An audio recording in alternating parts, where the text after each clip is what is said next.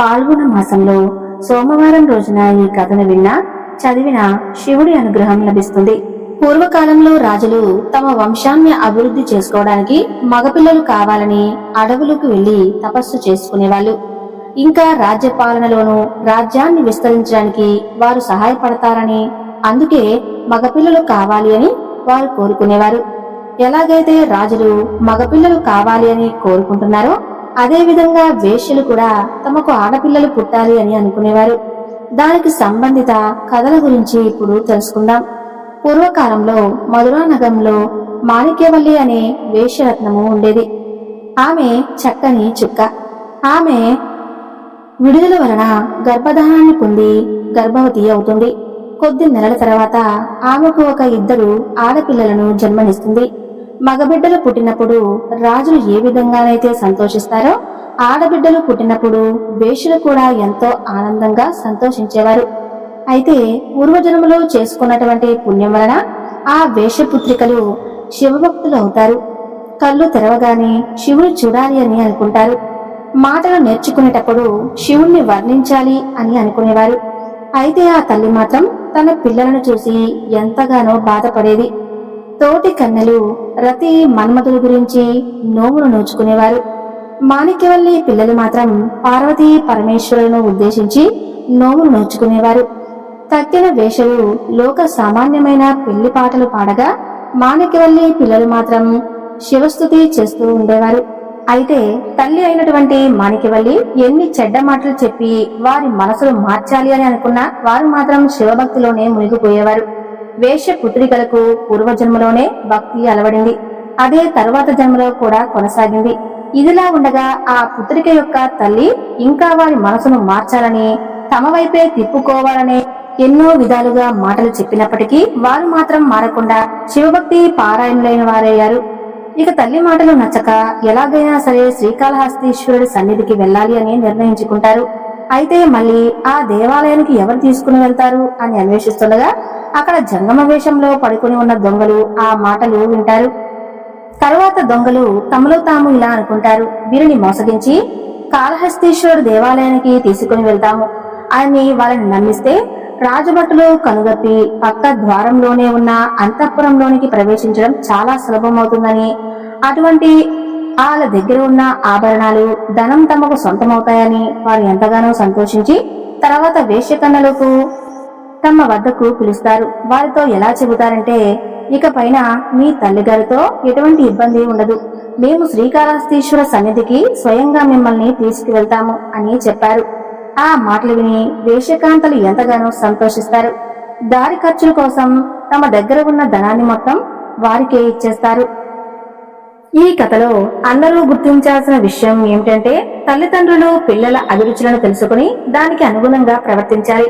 వారికి సన్నిహితంగా మిత్రులాగా మెలిగి జీవన గమనానికి కావలసిన పరిజ్ఞానాన్ని వారికి వంట పట్టించాలి. ఇవేమీ కాకుండా భీష్మించుకొని కూర్చుంటే పిల్లలు తల్లిదండ్రుల అభిష్టానికి వ్యతిరేకంగా వెళ్లే అవకాశం ఉంటుంది. పిల్లల పట్ల తల్లిదండ్రులు నిర్లక్ష్యాన్ని పసిగట్టినా ఇతరుల వారిని తమ వైపుకు తిప్పుకునే ప్రయత్నం కూడా చేస్తారు. ఇక ఇప్పుడు కథలోకి వెళ్లిపోదాం. ఈ వేష స్త్రీలు కూడా జంగమ స్త్రీల వేషాలు ధరించి చెంగాని రంగు వస్త్రాలు కట్టుకుంటారు. రాగి కమ్మలను పెట్టుకుంటారు. ఇలా వస్త్రాధారం మొత్తం మారిపోతుంది. చిరిగిపోయిన మాసిపోయిన బట్టలతో శ్రీకాళహస్తీశ్వరుని దర్శించడానికి ఆ వేషకుమార్తెలు కపట జంగమ వేషాలు ధరించి శ్రీకాళహస్తికి బయలుదేరతారు. ఇద్దరు కూడా ఎంతో తెలివైన వారు. ఎందుకంటే తమ తల్లికి అనుమానం రాకుండా ఆ వేషపుత్రికలు కొంత ధనాన్ని ఇచ్చి 2 వేశ్యలను కొంటారు. వారి చేతికి కొద్ది ధనాన్ని కూడా ఇచ్చి తమకి బదులుగా తమ ఇంట్లో ఉండటానికి అన్ని ఏర్పాట్లు చేశారు. ఇక అర్ధరాత్రి సమయంలో వారి ఇంటి నుంచి బయలుదేరారు. తెల్లారేసరికల్లా ఒక పర్వతాన్ని ఎక్కి దిగారు. దొంగలు రాజమార్గం తప్పించి తప్పుడు దారిలోనే వాళ్ళను తీసుకుని వెళ్లారు. కుంభేశ్వరుణ్ణి సేవించడానికి కుంభకోణం వెళ్లారు. అక్కడి నుంచి చిదంబరం వెళ్లారు. ఆ శివపార్వతులను దర్శించుకుని ఆ రోజు రాత్రికి అక్కడే విశ్రమించి మరుసటి రోజు ఉదయాన్నే అక్కడి నుంచి బయలుదేరారు. వారు బయలుదేరే ప్రాంతం అడవిదారి గట్టిగా అరిచి పిలిచినా ఎవరూ ఊరు కాని పల్లె కాని దరిదాపుల్లోనే కనిపించడం లేదు. కాబట్టే ఆ వేషపుత్రికల సొమ్మును దోచుకోవడానికి తగిన ప్రదేశం ఇదే అని దొంగలు అనుకున్నారు. అయితే ఆ కన్యలను రక్షించడానికి దారి పొడవునా శివుడు అనేక రూపాలు ధరించి వెంబడించేవాడు. రాజుగా, సైన్యంగా, కిరాత రాజుగా, యోధులాగా, మునిలాగా, శిష్యులుగా, అలా శివుడు ఎన్నో రూపాలతో ఆ పుత్రికలను వెంబడిస్తూనే ఉన్నాడు. గ్రామం విడిది గృహాల్లో వేశ్యకన్యలను హతమార్చి వారి సొమ్ములు కాజేయాలని అనుకుని దొంగలు భావిస్తున్నారు. అక్కడ కూడా వారి ప్రయత్నాలు ఫలించలేదు. అయితే శ్రీకాళహస్తీశ్వరుడిని జంగమ రూపంలో వారిని కాపాడుతున్నాడు. వేశ్యకన్యలకు ఆధ్యాత్మిక విద్య బోధించే విషయంలో రాత్రంతా వారిని మేలుకున్నట్లుగా చేశాడు. ఈ విధంగా శ్రీకాళహస్తీశ్వరుడు రాత్రింబవళ్లు వేశ్యకన్యలను వెంబడిస్తూ కాపాడుతూ వచ్చాడు. కాబట్టే దొంగల ప్రయత్నాలు ఫలించలేదు. ఈ విధంగా ప్రయాణం చేస్తున్న మాణిక్యవల్లి కుమార్తెలకు రామగిరి శిఖరాలు మనోహరంగా కనిపించాయి. వారిద్దరూ కూడా అర్నీ నదిలో స్నానం చేశారు. ఇసుక తిన్నెల మీద కూర్చొని కొంతసేపు శివుణ్ణి ధ్యానించారు. సమీపంలోనే ఉన్న వాళ్ళు ఈశ్వరుని దర్శించుకున్నారు. శివుడు వారి చేత పూజలు అందుకున్నాడు. సిద్ధులకు అనిమాది సిద్ధులను ప్రసాదించిన భైరవుడిని భావించారు. ఈశ్వార్పణ బుద్ధితో రాగది పదంలో ప్రయాణిస్తే దారిలో తారసిల్లే అన్ని అవరోధాలు తొలగిపోతాయి. ఈశ్వర అనుగ్రహం వలన కలగవలసిన సకల మంగళాలు కలుగుతాయి అని ఈ వేశ్యకుమార్తెల వృత్తాంతం తెలియజేస్తుంది. శివుడు ఎంతో దయామయుడు. అయితే ఇప్పుడు సాక్షాత్తు వాలి పూజించిన శివలింగం వృత్తాంతం గురించి ఆ కన్యలకు ఇలా చెబుతున్నాడు. పూర్వకాలంలో ఒకప్పుడు వాలి అరణీ నదికి సమీపంలో సరోవరానికి వచ్చాడు. తన భరణిలోని శివలింగాన్ని సరోవర తీరంలో ఉంచాడు. అప్పుడు అక్కడ స్నానం చేసి వచ్చాడు. శాశ్వతంగా శివుని పూజించే శివలింగాన్ని తీసుకుని తన భరణిలో ఉంచుకుని ప్రయాణాన్ని కొనసాగించాలి అని అనుకున్నాడు. అప్పుడు ఆ లింగాన్ని తీయబోయాడు. శివుడు అక్కడే ఉండాలి అని అనుకున్నాడు. అందువలన వాళ్ళు ఎంత బలవంతంగా తీయబోయినా ఆ శివలింగం వారి చేతిలోనికి రాలేదు. వాలి మొదట ఒక చేతో పట్టుకుని లేపాడు. అప్పుడు శివలింగం కదలలేదు. మోకాల మీద వంగి రెండు చేతులతో పట్టుకుని గట్టిగా లాగాలి అని చూశాడు. అయినా అప్పటికీ కూడా శివలింగం కదలలేదు. ఆ తర్వాత వాలి శివుడితో ఇలా అంటున్నాడు. ఓ మహేశ్వర, నేను చేసిన అపరాధం ఏమిటి?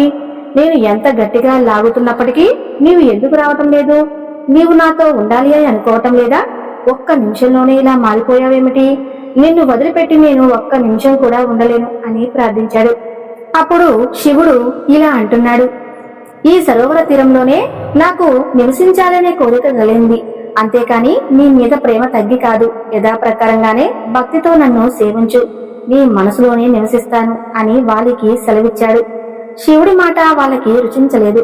వెంటనే అక్కడి నుంచి వెళ్లి ఒక పర్వతాన్ని తెచ్చి ఆ సరస్సులో వేశాడు. దాంతో సరస్సులోని నీరంతా నలువైపులకు చిందింది.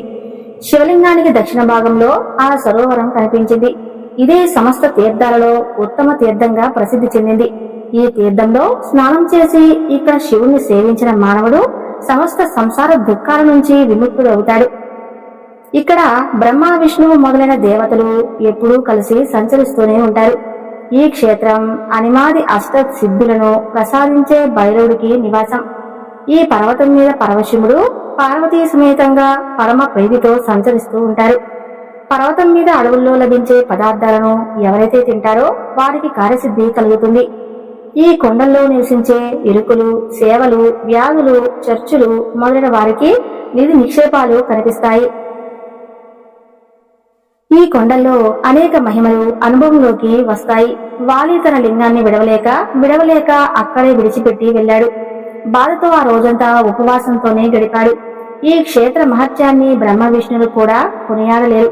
మానవ మాత్రులను ఎలా కొనియాడగలరు? కాబట్టి ఈ స్వామిని సేవించి రాత్రి ఇక్కడే గడిపి రేపు ఉదయాన బయలుదేరండి అని పరమేశ్వరుడు సాక్షాత్తు ఆ వేషపుత్రులకు తెలియజేశాడు. వేషకన్యలు తాము స్నానం చేయడానికి, భోజనం చేయడానికి ఒక సజ్జన గృహాన్ని ఎంచుకున్నారు. ఆ రోజు రాత్రి వారు అక్కడే విశ్రమించి మరుసటి రోజు ఉదయమే నిద్రలేచి నిత్య కృత్యాలు ముగించుకొని వారు మరలా సేవించి అక్కడి నుంచి బయలుదేరారు. దారిలో అక్కడ కనిపించింది. అక్కడ పాములు బుసకొడుతూ ఉన్నాయి. పెద్ద పులులు గాండ్రిస్తూ ఉన్నాయి. ఆ చిన్నారులిద్దరూ వాటికి భయపడకుండా అడవి మధ్యకు చేరుకున్నారు. అక్కడ వారికి ఒక సరస్సు కనిపించింది. ఆ సరస్సు తీరంలో ఒక శివలింగాన్ని నిలుపుకొని ధ్యానంలో నిమగ్నమై ఉన్నారు. కొంతమంది ఋషులు జంగల భాషలో ఉన్న దొంగలు అదే అదునుగా భావించారు. వేషకన్యులు ధరించిన ఆభరణాలను తీసుకోవాలని వారిని బంధించి అడవి నుంచి సులభంగా తప్పించుకోవచ్చు అని భావించారు. అయితే జంగల రూపంలో ఉన్న దొంగలు తమకు కీడు చేస్తారేమో అని మొదట చెల్లెలకు అనిపించింది. తన అనుమానాన్ని అక్కకు చెప్పింది.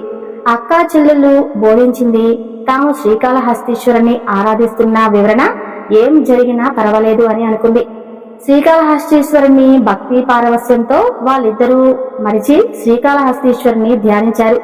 ఆ సమయంలో శ్రీకాళహస్తీశ్వరుడే తమిళ దేశపు జంగమ రూపంలో అక్కడికి వచ్చాడు. వస్తూనే ఈశ్వరుడిని ఆరాధించడానికి కావలసిన మారేడు దళాలను పండ్లను పట్టుకుని వచ్చాడు. అతనితో పాటు అతని సేవిస్తున్న ప్రముఖులు కూడా జంగమ రూపంలో అక్కడికి వచ్చారు. వారు శ్రీకాళహస్తీశ్వరుని ఎంతగానో స్తుతించారు. రామధ్వనులు విని జంగల రూపాలను దొంగలు భయపడిపోయి అడవికి మధ్యగా ఎవరికి వాళ్లే పరుగు తీశారు. దొంగలు వెళ్లిపోయిన తర్వాత ఆ పరమేశ్వరుడు కన్నీల వద్దకు వచ్చాడు. మీరు ఈ అడవిలో ఒంటరిగా ఎందుకు ఉన్నారు అని ప్రశ్నించాడు. అప్పటి వరకు జరిగిందంతా కూడా మొత్తం వివరించి చెప్పారు ఆ వేషకన్యలు. అప్పుడు పరమేశ్వరుడిలా అంటాడు, మీరేమీ భయపడాల్సిన పనిలేదు. శ్రీకాళహస్తీశ్వరుడు వద్దకు మిమ్మల్ని స్వయంగా తీసుకుని వెళ్తాను అని అంటాడు.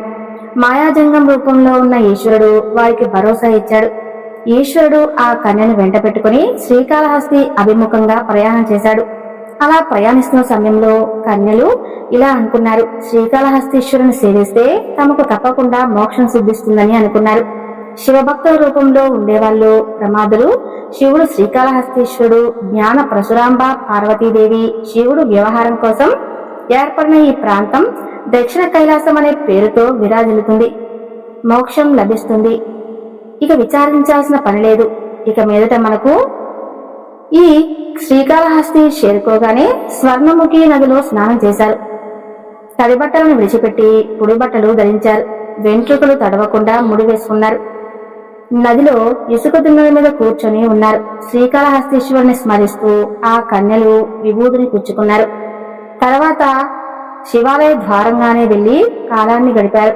వారి కళ్ళల్లో నుంచి ఆనంద బాష్పాలు వచ్చాయి. 1000 కోట్ల ఆనంద పరవశులై వాళ్ళ కళ్ళల్లో నుంచి ఆనందం సంతోషం విరాజిల్లుతున్నాయి. వెంటనే పరమేశ్వరుడు వారి ముందు ప్రత్యక్షమయ్యాడు. వేషల కన్యల ముందు భాగంలో కళ్ళకు మిరుమిట్లు గొలిపే కాంతి గోచరించింది. తమ భాగ్యం పడిందనే ఆ కన్యలిద్దరూ సాష్టాంగ నమస్కారం చేశారు. చేతులను తలకు ఆనించి అలాగే ఉంచుకొని ఉండిపోయారు.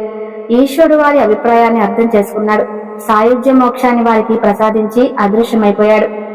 చూశారు కదండి, పూర్వకాలంలో ఈ జరిగిన సంఘటన. ప్రతిరోజు ఆలయానికి వెళ్లి శివదర్శనం చేసుకుంటే మనకు ఎన్ని బాధలున్నా పోతాయి. ఈ వీడియో మీకు నచ్చితే తప్పకుండా లైక్ చేసి ఓం నమః శివాయ అని చిన్న కామెంట్ చేయండి. సర్వే జన సుఖినో భవంతు.